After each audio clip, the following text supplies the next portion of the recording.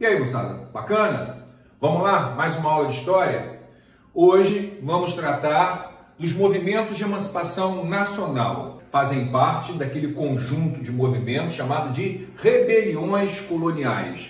Os movimentos de emancipação nacional, certo? Ou separatistas, por sua própria denominação, já apresenta a principal diferença em relação aos movimentos chamados de nativistas. Porque, ao contrário daqueles, estes valorizam a proposta de emancipação política e administrativa em relação ao Estado português. Dentro desse contexto, podemos falar de 4 movimentos, tá? Ô Ronaldo, você colocou 2 no quadro, Inconfidência Mineira e Conjuração Baiana, tá? Tem um terceiro, chamado de Conjuração do Rio de Janeiro, que eu costumo falar aquela coisa, né? Lembra que existiu, mas não guarda muita munição, não, tá? A Conjuração do Rio de Janeiro aconteceu em 1794, mas foi rapidamente debelada pela metrópole, não chegou a estabelecer propostas, certo? Evidencia um descontentamento contra a metrópole e evidencia também a circulação na colônia de ideias iluministas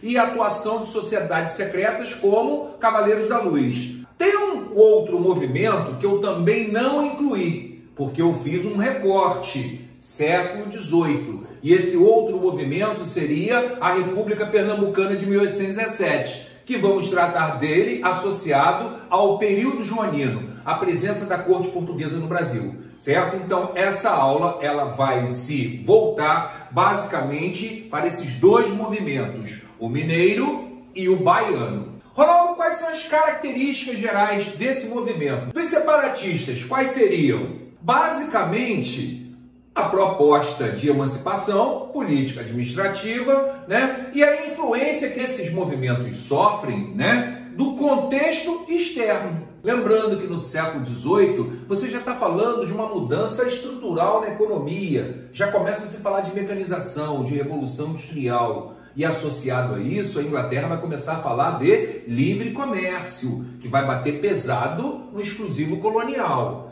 Concordam? Tem uma outra coisa também, nesse caso ideológica, não podemos esquecer da circulação das ideias iluministas. Lembram daquela base? Igualdade, liberdade, fraternidade? E nenhum desses 3 conceitos combina com uma estrutura colonial. Podemos lembrar que uma das colônias americanas já havia alcançado sua independência, ou seja, devemos lembrar da influência norte-americana sobre esse mundo colonial americano, né? Portanto, fatores externos motivam esse processo de separatismo, sem dúvida nenhuma. Vamos começar a falar então especificamente dos movimentos. Temos que analisar as influências externas da Inconfidência Mineira. Basicamente, né, podemos falar da circulação do ideário iluminista, certo? E da influência da independência norte-americana, que aconteceu em 1776, certo? Então, o movimento mineiro, ele essencialmente pega como exemplo o movimento de ruptura nos Estados Unidos. Você precisa saber, aqui ó, em azul, quais são as causas desse movimento, certo? Basicamente, devemos associar a Inconfidência Mineira à economia mineradora. Lembrando que, num determinado momento, a partir de 1750, essa economia aurífera brasileira, ela entrou em processo de decadência. Portanto, falamos de uma decadência, de uma diminuição dessa produção aurífera. E no mesmo momento que essa produção aurífera está decaindo, você verifica um aumento da exploração metropolitana. Isso fica evidente, né, naquele sistema de fintas que inicialmente era de 30 arrobas, mas que em meados do século XVIII a metrópole vai aumentar para 100 arrobas, aproximadamente 1,5 toneladas de ouro, moçada. É muita coisa. A exploração cresce consideravelmente, né? E se naquele momento, ao mesmo tempo que você tem menor produção, você tem maior taxação, a consequência disso é o endividamento dos proprietários de minas daquela região. Esses 2 fatores ficam evidentes na ameaça metropolitana de cobrar a derrama, que é uma das principais causas, né, na Inconfidência Mineira. Lembram? O que é derrama mesmo? é a cobrança de impostos devidos, de impostos atrasados. E a metrópole poderia cobrar na forma de tomada do patrimônio daquela sociedade mineradora. Portanto, quando a metrópole ameaça cobrar a derrama, aquela sociedade mineradora, ela vai à loucura. Tem um outro fator também que motiva essa Inconfidência Mineira. Lembrando, em 1785, 4 anos antes do movimento mineiro, Dona Maria Louca lança o alvará de proibição de manufaturas na colônia. Se não pode produzir no Brasil, tem que importar. E nessa sociedade que está começando a lidar com dificuldades, com menor produtividade, aumento da exploração e endividamento da classe senhorial, certo? Falamos de aumento de preços.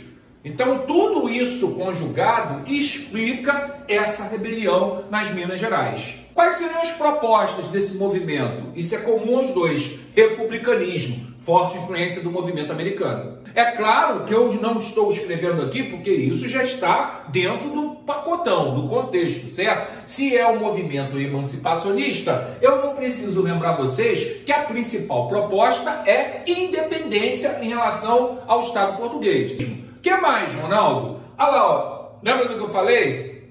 Um dos motivos para a rebelião é a proibição, certo, do desenvolvimento manufatureiro no Brasil. Né? Então, uma das propostas do movimento é exatamente incentivo às indústrias, à manufatura na região. Tá? Outra proposta, Universidade de Vila Rica. É bom lembrar de uma coisinha: esse é um movimento considerado elitista. A causa é econômica, lembra? O aumento da exploração, a decadência da produção aurífera. São esses grandes senhores de Minas que estão se rebelando contra a metrópole. Né? Para que eles querem universidades? Para o filho do pobre estudar? Claro que não, certo? É para formar aquela elite que vai dominar a nova região. Formar quadro administrativo, dar condição de educação aos filhos dessa elite local. Serviço militar obrigatório, provavelmente isso estará ligado à necessidade de defesa, né, dessa região frente a uma reação metropolitana. Incentivo à natalidade, povoar aquela região, né?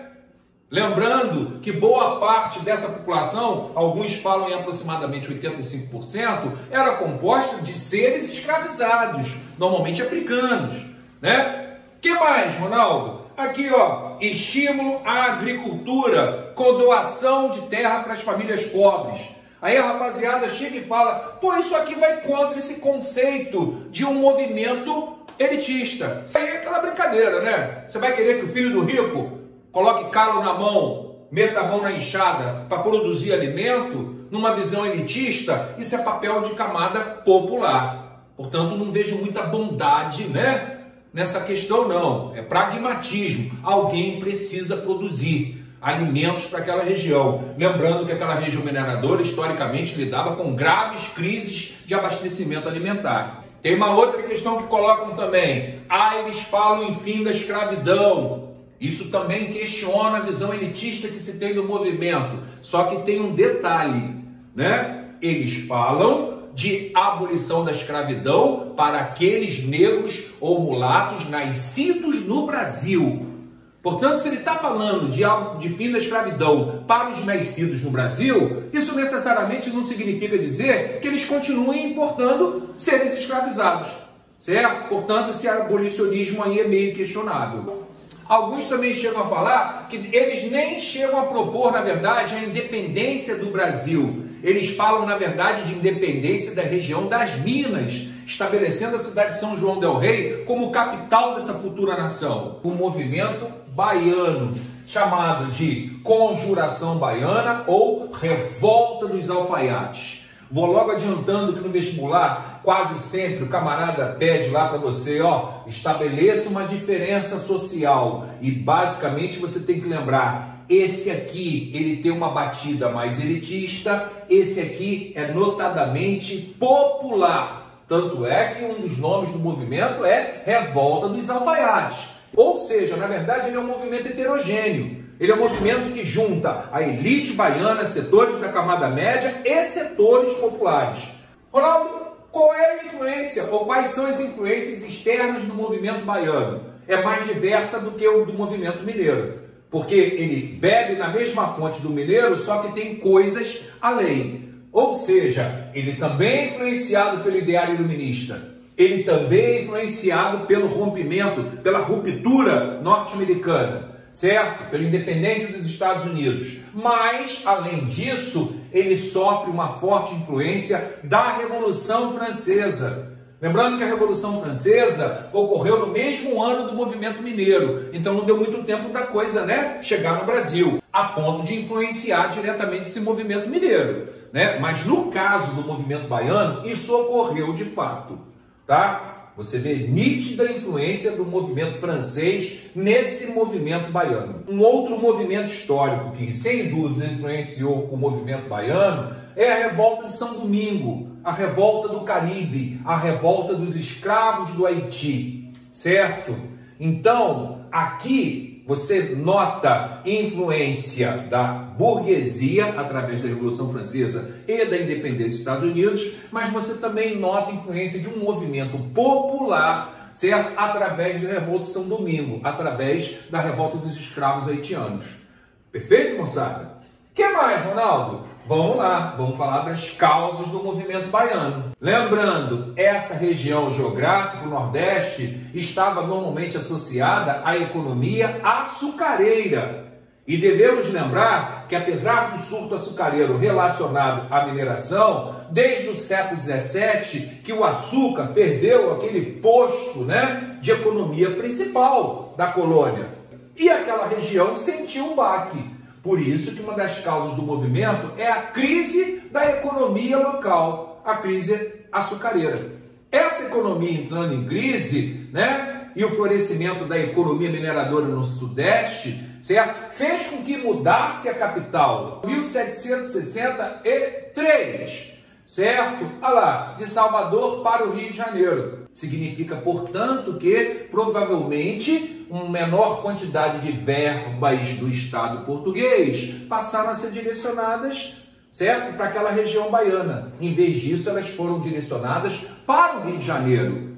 Essa região, Salvador, ficou desfalcada. Se já tem uma crise econômica na área, né, essa mudança da capital vai agravar ainda mais a situação, levando em consideração que, ao mesmo tempo, né, essa sociedade, assim como a mineira, está lidando com o aumento da exploração metropolitana, aumento de impostos, agravando ainda mais a condição de vida daquela massa urbana de Salvador. O que mais, Ronaldo? No caso da Bahia, uma grande quantidade, né, de seres escravizados de origem africana.